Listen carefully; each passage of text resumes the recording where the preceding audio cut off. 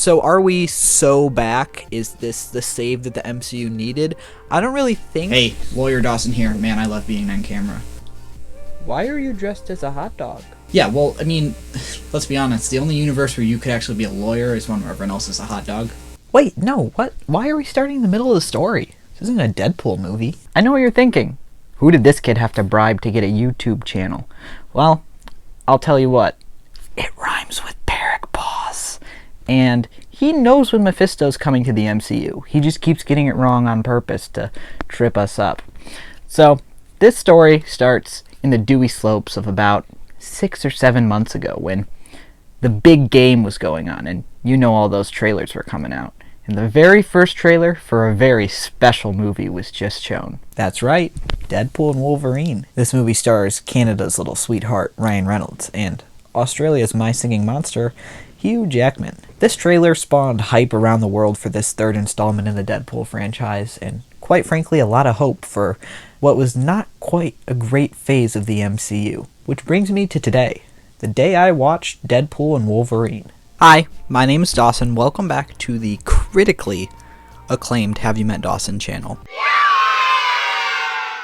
Today we're going to be talking about a very special movie, a movie that I have been excited to see for over a year now, Deadpool and Wolverine. Could do a big long intro to this, but honestly, I just want to get right into the actual review of this movie because there's so much to talk about. There will be spoilers at the end of this video, but there will be a warning when I get into that section.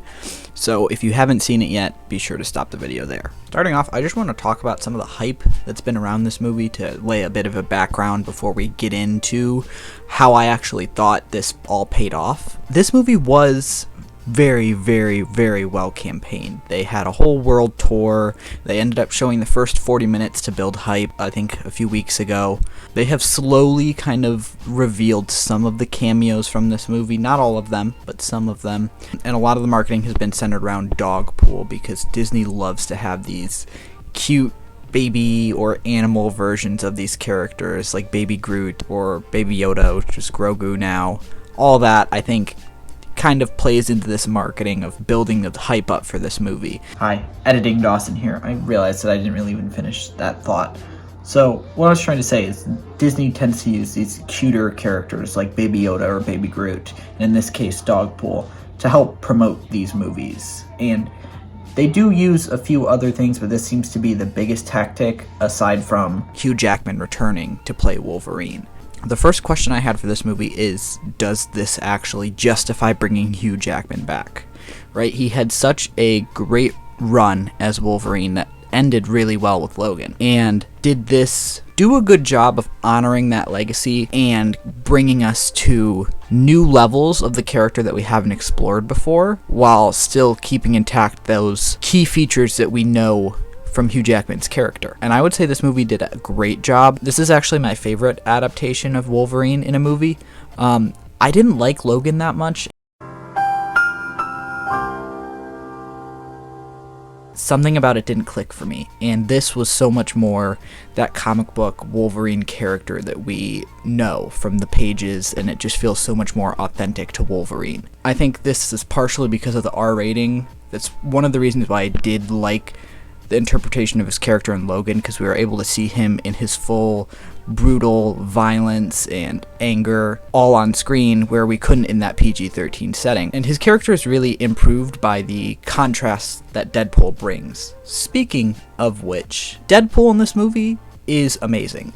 Putting him in the Marvel sandbox and being able to reference all these things and talk about Disney and letting him be able to like diss on Fox and the other studios that kind of failed is such a great tool for this character to have, and it really just brings out all the strengths for Deadpool. And this movie feels most authentically like Deadpool to me. When he's interacting with all these characters, it allows us to see what his full potential is as a comic book character and this fourth wall breaking being in this universe. A lot of people were worried about whether or not this movie was going to be rated R when it was first announced, and obviously it is rated R, but I heard a few people saying that it wasn't as hard of an R as the other two. I would say actually that this feels like more of an R rating than Deadpool 2 did to me. I don't think it quite matches Deadpool 1, but Deadpool 2 would work as a PG-13 movie, and it does. They re-released it as a PG-13 movie by just cutting out a few swear words. So I think for sure this movie has earned its R rating, and for a first R rating for the Marvel Universe, I think it does a really good job. I have a little brother, and I definitely would not take him to this movie because of all the content in it. The plot of this movie is probably the most controversial thing. It's a lot of what people seem to be having trouble with, and I think the driving motivator is the main issue. A lot of this movie is driven by Wade Wilson, Deadpool's want to feel important, to be something more than what he is, because he kind of is having an identity crisis after Vanessa has broken up with him. And while I think this is a fitting motivator, it just doesn't work in the setting that this story takes place. It doesn't feel justified seeing what Deadpool has done. He has saved a lot of people, especially in the second one. He saved that little kid. I don't remember his name.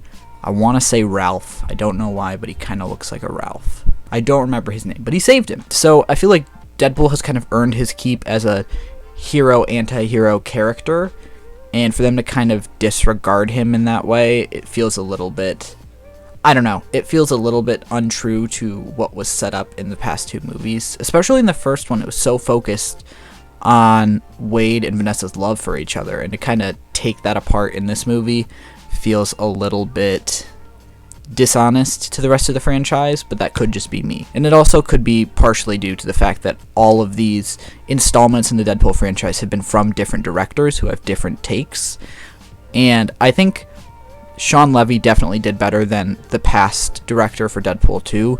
No hate on him, but I think Sean Levy understood Deadpool as a character more, and that really helped when it came to making this movie in this huge Marvel sandbox of characters. So a lot of what's been thrown around with this movie is it's gonna save the MCU, right? People have said that the MCU is in a bit of a dry spell recently, and a lot of the movies honestly have been disappointing. The most for me probably being Thor: Love and Thunder.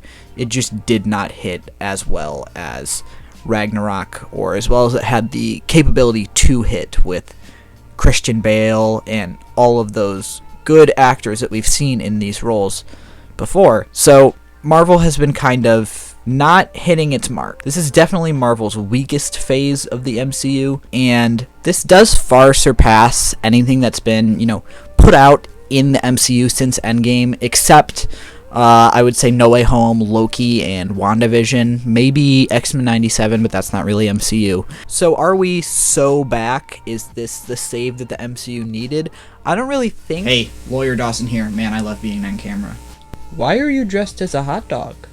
Yeah, well, I mean, let's be honest. The only universe where you could actually be a lawyer is one where everyone else is a hot dog. And just like that, right back to where we started. You're all caught up now, but why not finish the video? Because you got this far anyways. Okay, fair. Yeah, so you're being served by Ryan Reynolds for defamation of movie. No, I didn't say anything yet. Just cut to the next scene. Can you? Thank you. Okay, so before I get into the spoilers, I just want to say I absolutely loved this movie. From a Marvel fan standpoint, it hits all the right marks. It has so many great references, so many Easter eggs, colorful, comic accurate costumes, and really, really deep cut jokes that just really hit hard, especially if you're a big Marvel fan like I am. It acts as a great closing to the Fox universe. That's why I don't really think that this saves Marvel. I think this kind of saves Fox. We don't really get to see how a lot of the Fox characters' storylines end because it just merged with Marvel. This kind of serves as the end game to the Fox universe, and it really works in a lot of great ways. Overall, I'm going to give this movie an 8 out of 10 for plot. There is a few plot holes. It's not as motively driven as I think the first one was, but it's still pretty good, and I'm going to give it a 10 out of 10 for comedy, action, pretty much everything else in this movie. We're going to average it out at a 9 out of 10. I highly recommend you see this movie, especially if you're a Marvel fan. I'm going to go see it probably a few times this week because I loved it that much, and it has the best opening of any Deadpool movie in my opinion. Now I'm going to get into some spoiler stuff. We'll flip the hat around for spoilers. We're getting, We're getting down into business. I immediately regretted saying that. So this movie is going to focus mostly on, like I said previously, the Fox universe and kind of bringing that back. So we get a lot of really awesome cameos. My favorite of which, I'll give you a few seconds to click off before I spoil it. Okay, Chris Evans as the Human Torch. I thought this was such a great inclusion, and he actually had quite a bit of screen time for a cameo, and it was so funny. It was really well played, and I love that these characters came back to kind of finish off their roles in the transition period between Fox and Marvel. So other characters that made an appearance were Elektra, X-23, Blade, and funny enough, Channing Tatum finally gets to play Gambit, and it's played off so well. It's so funny. And as awesome as these cameos are, they're very great. They provide a lot of really good closings for these characters that, again, never got them. Or for Channing Tatum, never even got to see the screen to begin with. So I love all of these inclusions, but my favorite by far was the inclusion of Wolverine variants. There's a montage at the beginning of this movie where Deadpool is going to find other Wolverines, and he comes across a bunch of different comic versions of Wolverine. Wolverine fighting the Hulk, Short Wolverine, which is comic accurate, which is so funny. And one of them is Henry Cavill Wolverine, which has been a fan cast forever, and that was just really cool to see. It had the same hype for me as John Krasinski playing Reed Richards in Multiverse of Madness, except we got a little bit more of what this character could be in this movie, I feel like. Just kind of more of a parody of Wolverine than an actual, established Reed Richards. So I really love this, and while a lot of these are kind of played off for jokes, they do provide the fans with seeing something that they normally wouldn't be able to see on screen in a way that only works in a Deadpool movie, and that's what I love so much about these movies. And I really, really hope that we are not seeing the last of Deadpool. This is the third movie, and a lot of movies come in threes, but Marvel's been seeming to do a lot of fours lately, so I hope we get a Deadpool 4.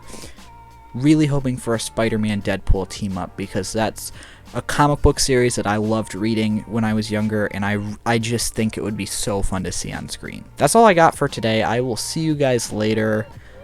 Have a great day. Please go see Deadpool at least once in theaters. I don't got anything else. I'll see you later. Bye-bye.